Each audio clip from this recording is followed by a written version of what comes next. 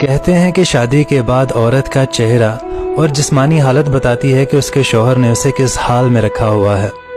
वो औरतें कभी बूढ़ी नहीं होती जिनके शौहर उन पर जान छिड़कते हैं, और शादी से पहले लड़की मुनासिब शक्ल सूरत की होती है जो पहन ओढ़ कर अच्छी लगती है, मगर शादी के बाद शौहर की तवज्जो और मोहब्बत औरत के चेहरे को ऐसा निखारती है कि मज़ीद खूबसूरत होती चली जाती है। लोग हमेशा औरत को इल्ज़ाम देते हैं कि वो अपना ख्याल नहीं रखती। जिसका शौहर ही उसे अहमियत ना देता हो वो भला किसके लिए सजे सब्र। कहते हैं कि औरत को तुम जैसा कहोगे वो वैसी ही बनती चली जाती है।